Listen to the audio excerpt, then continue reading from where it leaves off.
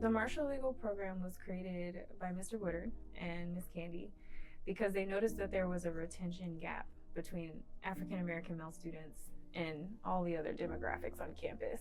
So they, being strategic, said, let's create a program that addresses that gap. 2017 is when it started. It's evolved since then into something that is like leadership oriented, community oriented. This year, like 2023, we got real clear on the three main values, which is live, learn, and lead. Building a brotherhood and a community where the students felt welcome and supported, like just representing yourself in the program on campus to a high degree. You know, we've had students who were SGA president, we had students who were presidents of BSU, you know, so once you went through our program as a freshman, how do you cultivate those leadership skills to be able to serve students on a grander capacity? We were already in the swing of things. So this was 2023, fall of 2023.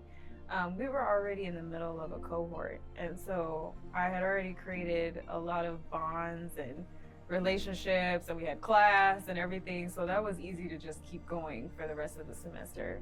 I was hoping to fill Mr. Woodard's role at some point because I knew that once he retired, there'd be an opportunity to maybe move up.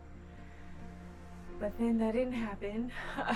They completely got rid of the office and removed that position as a whole. And so I stayed because they said they were going to continue to have Marshall Legals. That was always the plan in the spring. And so we were actively recruiting for a 2024 cohort.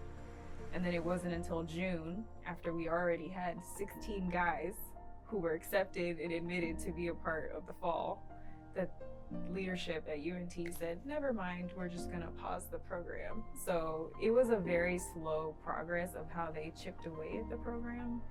And it's just gotten to the point where all morale has decreased, to be here, to be honest. Like, how do we make sure that we're still targeting our students but do it undercover, you know? And so there seems to be this like level of secrecy and don't say these specific words and like, oh yeah, we could do that, but we can't because it's not legal. You can't give university funds to a program that's just for African American male students because it's illegal.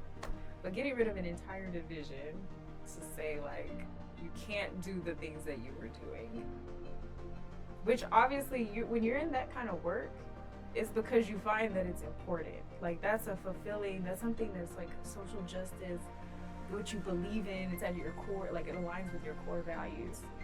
So to tell people the job that they entered in has to be modified because a bill is saying you're being too selective in terms of who you support, even though it's like marginalized communities. It's crazy.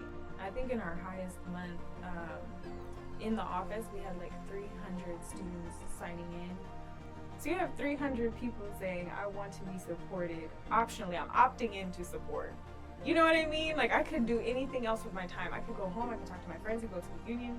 I'm deciding to come here because it's my safe space, you know? And that's just when it was at its peak.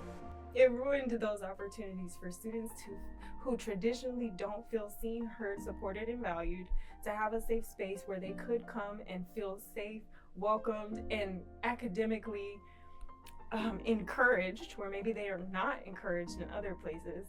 And that's completely been stripped away for you to figure out where that safe space is now.